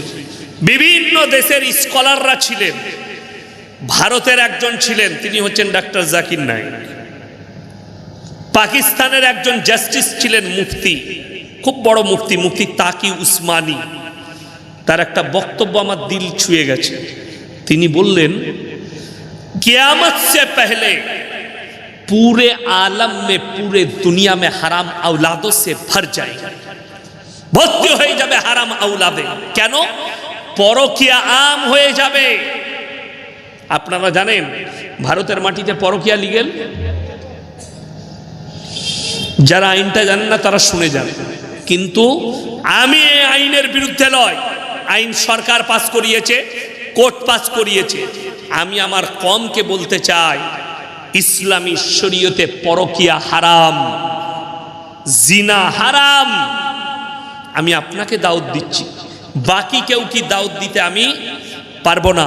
আমি আমার ধর্মের মানুষকে দাওয়াত দিচ্ছি যে পরকিয়া জায়েজ নেই। আজকে মোবাইলে দেখছিলাম, আস্তে আস্তে 10 বছরের একটা বাচ্চা মেয়ে, 9 বছর না 10 বছর, তার ভাই তাকে প্রেগনেন্ট করে দিয়েছে, বাচ্চা পয়দা হয়েছে। তার নিজের আপন ভাই। কিয়ামতের আলামত এটা, কিয়ামতের আলামত। বর্বরতার যুগের পাপগুলো মডেলিং হয়ে ফিরে আসবে। যারা স্কুল কলেজ ইউনিভার্সিটির ছেলে আছেন, আপনাদের জানা নেই এখানে ক্যামেরা চলছে। ইউটিউবারগুলো কই, কোথায় গেল? ক্যামেরাগুলো একবার বন্ধ করো সব। একটা আপনাদেরকে নতুন ভার্সন শুনিয়ে দিই, এটা রেকর্ডিং এ। কোরআন মিটবে না, কোরআনকে মিটানোর ক্ষমতা আমার আগেই ভাইজান বললেন, ইন্না নাহনু নাযালনা যিকরা ওয়া ইন্না লাহুল হাফিজুন। আল্লাহ কোরআনকে অবতীর্ণ করেছেন, কোরআনের হেফাজতের দায়িত্ব আল্লাহ নিজে নিয়েছেন। জোরে বলুন সুবহানাল্লাহ। কোরআনটা আল্লাহ হেফাজতের দায়িত্ব নিয়েছে কোথায়? এই কাগজের মধ্যে নয়। আল্লাহ তাআলা ভেবে দেখুন, পৃথিবীর 100 কোটি কোরআন জ্বালিয়ে দেন, একটাও কোরআন রাখার দরকার নেই, সব জ্বালিয়ে দেন। আমি চ্যালেঞ্জ ছুড়ে বললাম, একটা যদি হাফিজে কোরআন জিন্দা থাকে, আবার 100 কোটি কোরআন চেপে চলে আসবে। জোরে বলুন সুবহানাল্লাহ। তাহলে কোরআনকে কে মিটাতে পারবে? কোরআনকে মিটানোর ক্ষমতা পৃথিবীর কারুর নেই। এরপরে আমি বলবো লাস্টে, 3টে সাদকা দুনিয়াতে রেখে যান, কিয়ামতের সকাল পর্যন্ত নেকি পাবেন। কটা বললাম বাবা? 3টে। নাম্বার 1, নেক সন্তান। আপনি মরে যাওয়ার পরে, আপনি মারা গেছেন, আপনার সন্তান আপনার লেগে দোয়া করবে, আপনার লেগে দান করবে, আপনার লেগে চোখের পানি ফেলাবে, আপনার লেগে সাদকা করবে আপনার সন্তান। নেক সন্তান দুনিয়াতে রেখে যান। নাম্বার 2, বেঁচে থাকতে থাকতে নিজের নামে সাদকায়ে জারিয়া করে যান। মাদ্রাসা হোক, মসজিদ হোক, সাদকায়ে জারিয়া। কিয়ামতের সকাল পর্যন্ত আপনি কবরে শুয়ে শুয়ে নেকি পাবেন। নাম্বার 3, খায়রুকুম মান তাআল্লামাল কুরআনা আল্লামাহু। যারা ইলম হাসিল করে অপরের কাছে পৌঁছে দেয়। আমি আপনাদের কাছে পৌঁছালাম।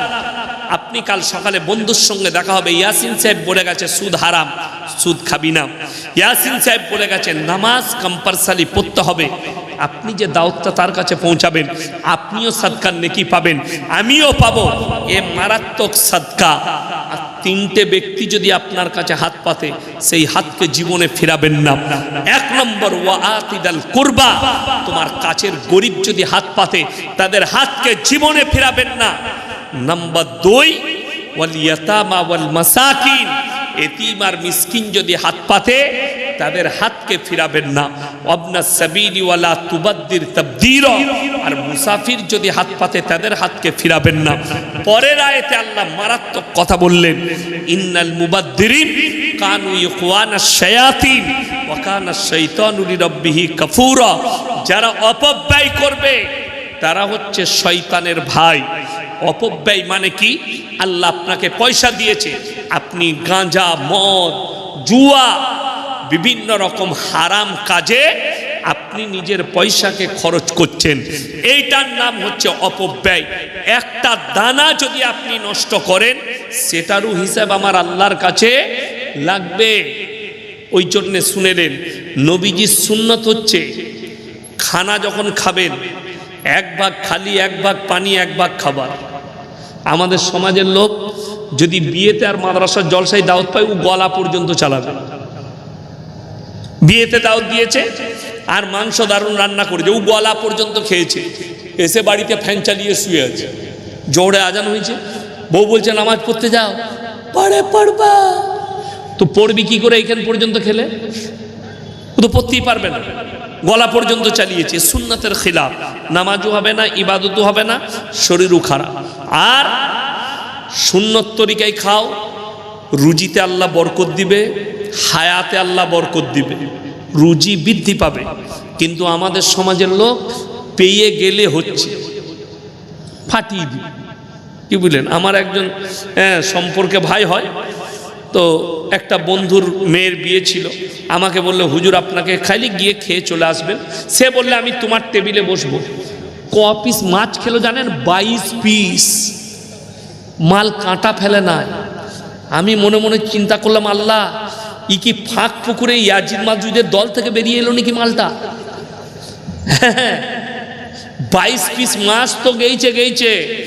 আমি বললাম ভাই মিষ্টি ফিষ্টি আমি খাই না, জলসায় রাত জাগি তো, সুগার ফুগার হয়ে যাবে, ও খাবো না। সে কি করলে জানে? বললে একটাও বাদ দিবে না ভাই, তুমি সব লাও, আমি আছি পাশে। সে তার গলু গেল, আমারটাও গেল। কি বুঝলেন? সব শেষ করে দিলে। আহা, আমি তাকে বললাম ভাই তুমি যা খাচ্ছ তোমার মৃত্যু কিন্তু তাড়াতাড়ি হবে। বলে কেন? তুমি তো তোমার রুজিগুলো টেনে খেয়ে নিচ্ছ। সুন্নত তরিকায় খাও, দানাটা পেটেরটা চেটে খাও। আমাদের দেশে আপনি জলসাই দেখুন, বিয়ে বাড়িতে দেখুন, প্লেট থেকে খেয়ে উঠে যাচ্ছে, মনে হচ্ছে ঠিক কোনো কুত্তা খেয়ে উঠে গেছে। রাগ করবে না, বাস্তব বলছি। চারিদিকে পড়ে আছে, ভাত পড়ে আছে, আঙুলে লেগে আছে, আপনি গিয়ে ডাস্টবিনে ধুয়ে দিচ্ছেন। বড় কষ্ট লাগে। প্লেটটাকে চেটে খান, প্রত্যেকটা দানা তুলে খান, যতটুকু প্রয়োজন ততটুকু নেন, আবার নিবেন। ভাববেন না যে শেষ হয়ে যাবে। আমরা ভাবি শেষ হয়ে যাবে না। আপনার তকদিরে যতটা রুজি আছে আল্লাহ ঠিক লিখে রেখেছে। আপনি যতটা খাবেন ততটা রুজি রেডি আছে আপনার। যতটা খাবেন যতটা আপনার প্রয়োজন রেডি আছে। মানুষ না খেয়ে মরে না, খেয়ে মারা যায়। ওই জন্যে সুন্নত তরিকায় অপব্যয় করবেন না। আপনি রাস্তা দিয়ে পেরিয়ে যাচ্ছেন, আমাদের সমাজের লোকের কি অভ্যাস আছে, কেউ ফুল গাছ লাগাইছে কিংবা কোনো গাছ আছে রাস্তার ধারে, এরকম করে ছিঁড়ে দিয়ে পালিয়ে গেল। একটা পাতা যদি বিনা কারণে ছিঁড়েন, আল্লাহর কাছে হিসেব লাগবে আপনাকে।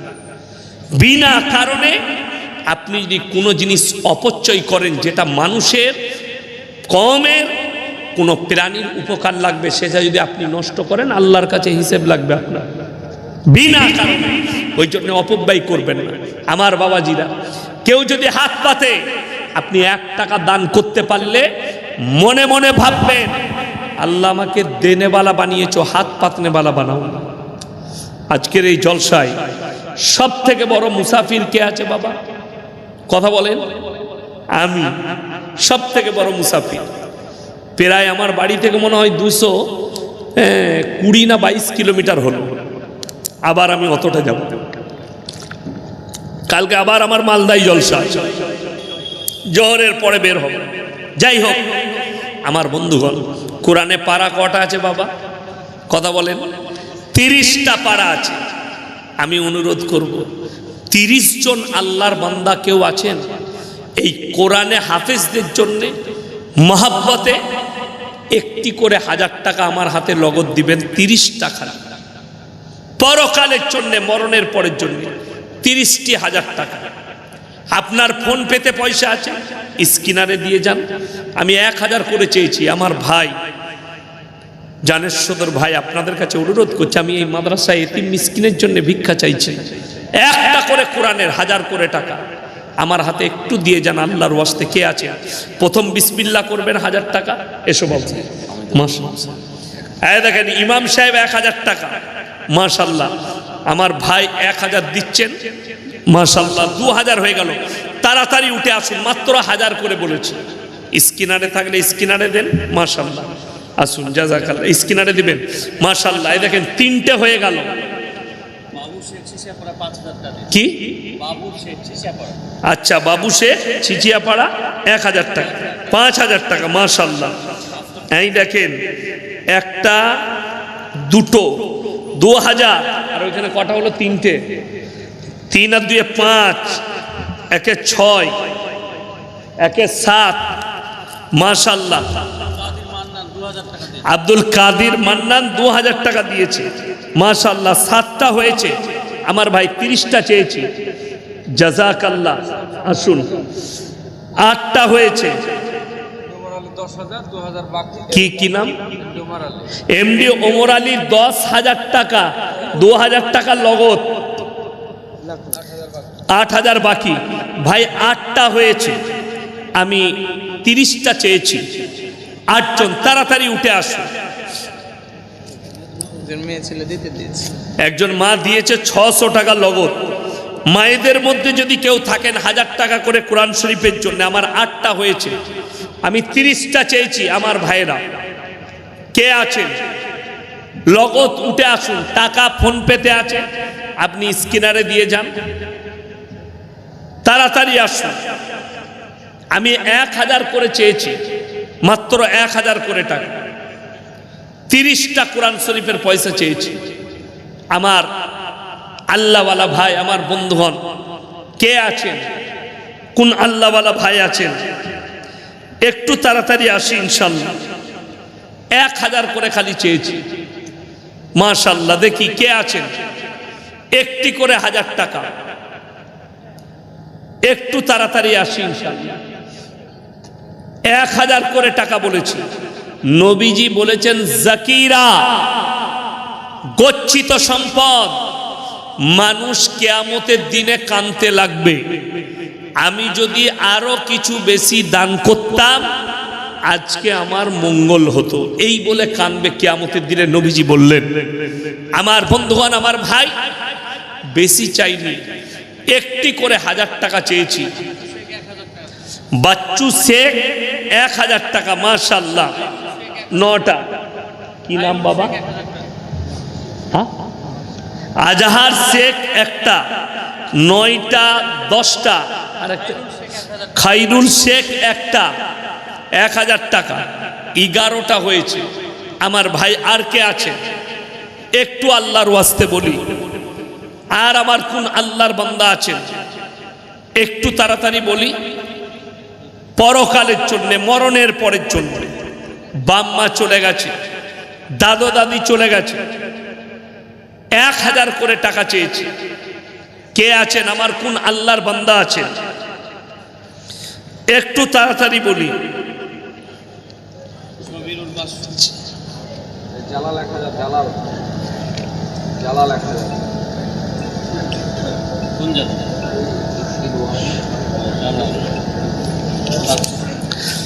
কে আছেন? জালাল শেখ ভাই 1000 টাকা, মাশাআল্লাহ। আল্লাহ দানকে কবুল করুক। ভাই 12টা হয়ে গেল। আর কে আছেন? আমার ভাই আর কে আছেন? 1000 করে চেয়েছি ইনশাল্লাহ। তাড়াতাড়ি আসুন। কি নাম? মুর্শিদ আলী ভাই, 13টা হয়েছে। ইয়াকুব শেখ 500 টাকার 20 কেজি গম, 20 কেজি গমটা লেখে, 14টা হয়েছে। মজিবুর রহমান ভাই 1000 টাকা, 15টা হয়েছে। একজন মা 100 টাকা দিয়েছে। বয়েজউদ্দিন 1000 টাকা, মাশাআল্লাহ, 16টা। বেনামে একজন মা দিয়েছেন 600 টাকা, আল্লাহ দানকে কবুল করুক। মনিরুল ইসলাম ভাই 500 টাকা। ভাই 16টা হয়েছে 1000 টাকা। 30টা চেয়েছি, আর 14টা হলেই হয়ে যাবে ইনশাআল্লাহ। কোন আল্লাহর বান্দা যদি 2000 দিতে চান, 5000 দিতে চান কোরআনের মহব্বতে, একটু তাড়াতাড়ি আসেন। কে আছেন? আমার কোন আল্লাহর বান্দা আছেন? যদি 5000 দিতে চান, মায়েদের মধ্যে যদি কেউ আরো থাকেন 1000 টাকা, 500 টাকা, একটু তাড়াতাড়ি বলি, পরকালের জন্য। প্রশ্নটা দেখুন, বলা যাবে। আমার ভাই কে আছেন? 1000 করে বলেছি আমি কোরআনের জন্য, 16টা হয়েছে। আর কে আছেন? মাশাআল্লাহ, আসুন। কি নাম? কত দিলেন? 500 টাকা পরে দিয়ে দিয়েন বাপ, ইনশাআল্লাহ লেখেলাম। এই দেখেন 17টা। কি নাম? বে নামে একজন আমার ভাই দিয়েছে। এ বাবু বিয়ে হয়েছে? হ্যাঁ, মাশাআল্লাহ, আল্লাহ তোমাকে সুখী করুন। হ্যাঁ, কি নাম? বাপ্পা। মাশাআল্লাহ, বাপ্পা ভাই দিয়েছে 1000 টাকা, 500 টাকা নগদ, 500 বাকি। 20টা কটা হলো? 17টা, 18টা হলো। আর 12টা লাগবে বাবা। আর 12টা কে কে আছেন? আর 12টা কি নাম ভাই? তাড়াতাড়ি বলি, আর 12টা লাগবে। আপনাকে প্রশ্ন করেছে 20 কেজি, 20 কেজি ভুট্টো। শুনেন শুনেন, এ বাবা শুনেন, কি নাম আপনার? জিয়ারুল ইসলাম। এত ভালো নাম। আপনি পরে কোরআনের জন্য আর 500 দিয়ে 1000 টাকা করে দিয়ে দিন ইনশাআল্লাহ, ইনশাআল্লাহ। ঠিক আছে, জাযাকাল্লাহ। 19টা হয়ে গেল। আব্দুল হাকিম 2000, 20টা হয়ে গেল। আব্দুল হাকিম ভাই 2000, 22টা হয়ে গেল। মাশাআল্লাহ। এসো বাবু, কি নাম বাবু? হ্যাঁ, রাজু শেখ। 500 টাকা নগদ, 500 টাকা বাকি। 21টা হয়ে গেল। ইরফান শেখ 1000 টাকা। 22টা হয়ে গেল বাবা। আর 8টা লাগবে ইনশাআল্লাহ। আর 8টা হলেই হয়ে যাবে 30টা। কে আছেন? আর 8 জন ভাই। আসসালামু আলাইকুম হুজুর, সোশ্যাল মিডিয়াতে দেখেছি আপনাকে এসআইআরের হিয়ারিংয়ে ডেকেছিল, কি করব? করার কিছু আছে? মাশাআল্লাহ, আসুন। বলছি। কি নাম বাবু? জিয়ারুল শেখ। এই দেখেন 23টা হলো। মাশাআল্লাহ। কি নাম? আব্দুর রাজ্জাক। পরে আর 500 দিও বাবা। হ্যাঁ, মাশাআল্লাহ। এই দেখেন 25টা হয়ে গেল। এই আব্দুর রাজ্জাক 500 বাকি। 26টা। আব্বাস 1000 টাকা। 27টা হলো। শেষ ভালো তার, সব ভালো তারা 3টে কে আছে? কই নিয়ে আসুন। কত? 1100। এই দেখেন 1000 টাকা। 28টা হলো। কি নাম? হ্যাঁ, চুলটা দারুণ কেটেছে গো, হ্যাপি লাগছে, তাই না? কি সত্যি নাম? ডেঞ্জার। ইস্তাম আলী। নাট, বল্টু, পল্টু, ঝন্টু, সন্টু সব মাল আমাদের আছে। হ্যাঁ,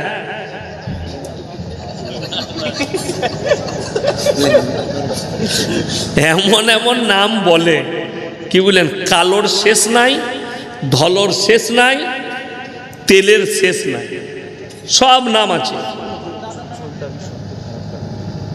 হ্যাঁ, চুলটা খারাপ কাটা হয়েছে, একটু তুমি ঠিক করে নিবে। এই যে সাইডগুলো চেঁচেছ না, গোটা মাথা সমান হতে হবে এখান থেকে, না ন্যাড়া করতে হবে না। হ্যাঁ, মোটামুটি তো ঠিকই আছে, মানে অত গুণা হবে না, হালকা করে চেগে যাবে।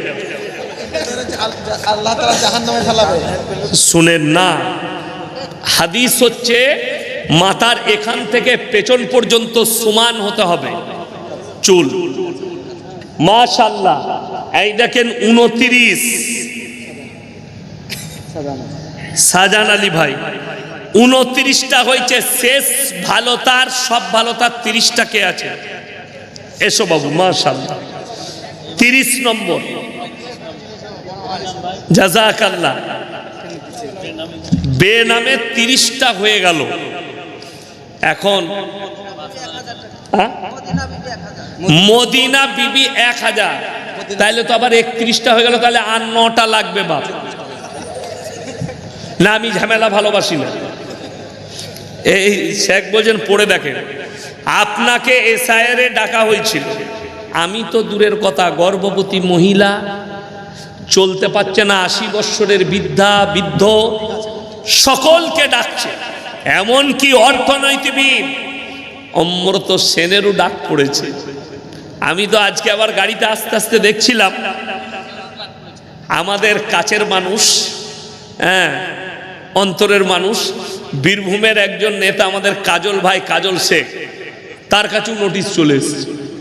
কি বলেন, করবেন কি? আসল কথা বলে দিই, আমি প্রথমেই বক্তব্য দিয়েছি, ইশারায় যারা জালিম হবে, অত্যাচার করবে, এই যতগুলো মানুষ হয়রান হচ্ছে, এদের বদদুয়াগুলো গিয়ে ভোট কমিশনারকে লাগবে। লাগবে না? লাগবে না? লাগবে।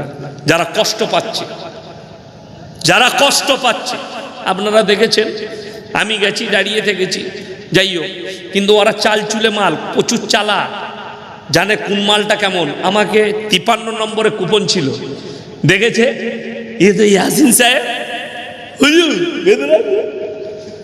জানছে যদি একটু কিছু গোলমাল হয়, ঝামেলা করবে, আর আমি বলে দিলেই আগুনটা লেগে যাবে। ওই জন্য আমাকে ঢুকিয়ে বলে আপনারটা তাড়াতাড়ি করে নেবে, না আমাকে 2 নম্বরে না 3 নম্বরে আমাকে পাঠিয়ে দিল। কিন্তু কষ্ট আমার লেগেছে, একজনের পা নেই, বেচারা খোঁড়া মানুষ, এসে দেখছি বসে আছে সকাল থেকে।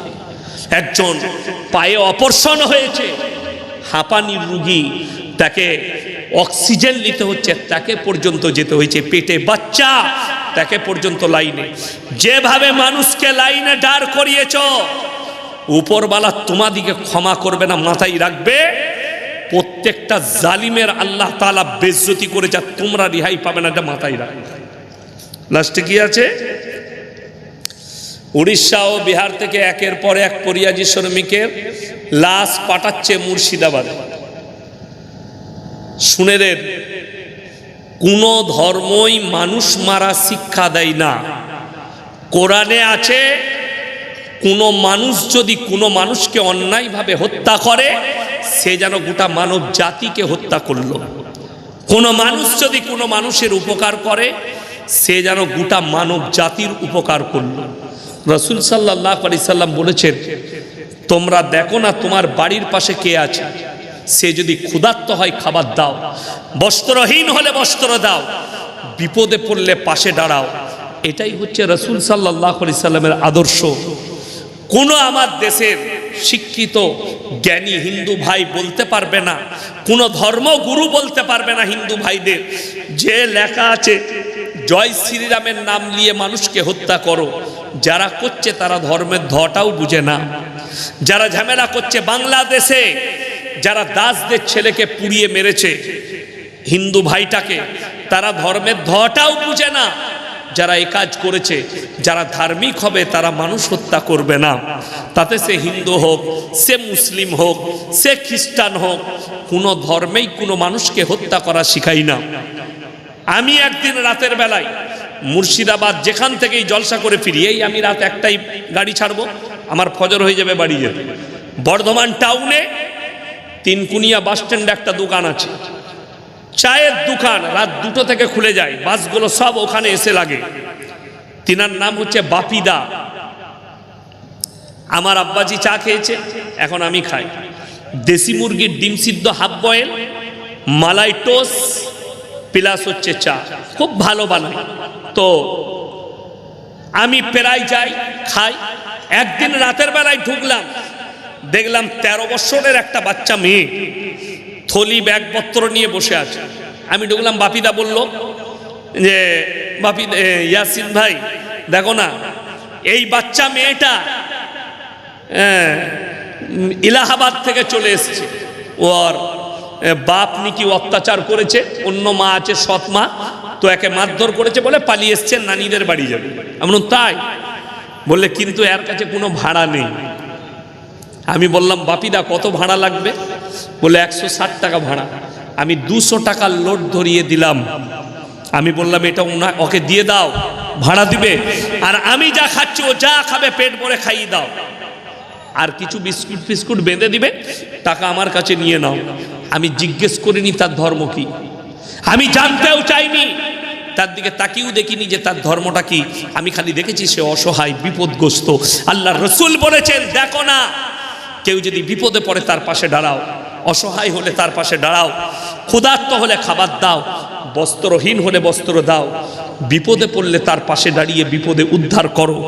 যারা এই কাজ করছে উড়িষ্যাতে, তারা ধর্মের ধটাও বুঝে না। আমি আজকে দেখলাম কলকাতায় না দুর্গাপুরে না আসানসোলে কোনো এক জায়গায় কিছু আমাদের দেশের বাঙালি তারা, সংগঠনের নামও জানি না, তারা উড়িষ্যার এক মানুষের দোকান ছিল, তাকে গিয়ে বলছে বাংলায় যদি বাঙালিরা যদি উড়িষ্যায় গিয়ে ব্যবসা করতে না পায়, তাহলে তোরা এখানে কি করে ব্যবসা করবি, তোদেরকেও চলে যেতে হবে।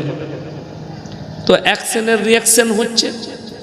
তো এটা আমি বলবো রাজ্য সরকার দেখবে, গোটা দেশের মানুষ সরকার দেখবে। এই অভদ্র ব্যবহার মেনে নেওয়া যায় না।